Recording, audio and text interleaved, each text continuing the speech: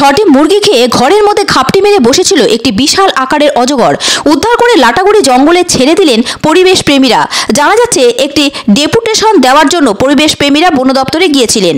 সেখানে ফোন আসে লাটাগুড়ি সংলগ্ন আদিবাসী বস্তিতে অজগরের দেখা মিলেছে। খবর পেয়ে পরিবেশ প্রেমী বিশ্বজিৎ দত্ত চৌধুরী আরও কয়েকজন পরিবেশ প্রেমীদের সঙ্গে নিয়ে সেখানে যান।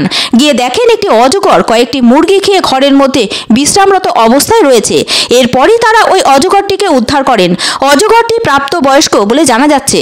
উদ্ধার করার পর অজগরটির স্বাস্থ্য পরীক্ষা করেন তারা। এরপর সেটিকে লাটাগুড়ির জঙ্গলে ছেড়ে দেওয়া হয়। পরিবেশ কর্মী বিশ্বজিৎ দত্ত চৌধুরী পরে সাংবাদিকদের বলেন, অজগর সাপটিকে উদ্ধার করে জঙ্গলে ছেড়ে দেওয়া হয়েছে।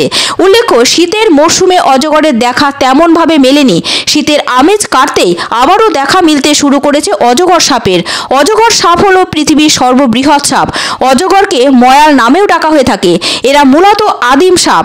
শিকারীকে এরা খুব শক্ত করে পেঁচিয়ে ফেলে, ফলে শিকারীর বাধা দেওয়ার ক্ষমতা থাকে না। সাধারণত শিকারকে এরা মাথার দিক থেকে আস্ত গিলে ফেলে। এরা কখনোই মৃত প্রাণী খায় না। এদের শিকার হজম করতে কয়েকদিন সময় লাগে। এশিয়া মহাদেশের ভারত, বাংলাদেশ, নেপাল সহ সব জায়গায় দেখা যায় অজগরকে। এদিন 6টি মুরগি খেয়ে হজম করার জন্য ঘরের ভেতরে শুয়েছিল অজগরটি। পরিবেশ প্রেমীরা সাপটিকে উদ্ধার করে উপযুক্ত জঙ্গলে ছেড়ে দিয়েছে। অজগর সাপ উত্তরবঙ্গের বিভিন্ন জায়গায় দেখতে পাওয়া যায়। মূলত স্তন্যপায়ী প্রাণীদের খেয়ে এরা জীবন ধারণ করে। ইঁদুর, হরিণ, বানর, শুয়োর প্রভৃতি খেয়ে থাকে অজগর। ইদানিং দেখা যাচ্ছে খাদ্য সংকটের কারণে অজগর লোকালয়ে চলে আসছে। কারণ গৃহস্থের বাড়িতে ছাগল, হাঁস, মুরগি প্রভৃতি গৃহপালিত প্রাণী থাকেই। খুব সহজে সেগুলো খেয়ে এরা জীবন ধারণ করতে পারে। সাধারণত যে কোনো সাপই 20 থেকে 30 বছর পর্যন্ত বাঁচতে পারে। অজগর সাপও মোটামুটিভাবে সেই সময় পর্যন্তই বেঁচে থাকে। এদিন যে অজগরটিকে উদ্ধার করা হয়েছে সেটি পূর্ণবয়স্ক অজগর ছিল।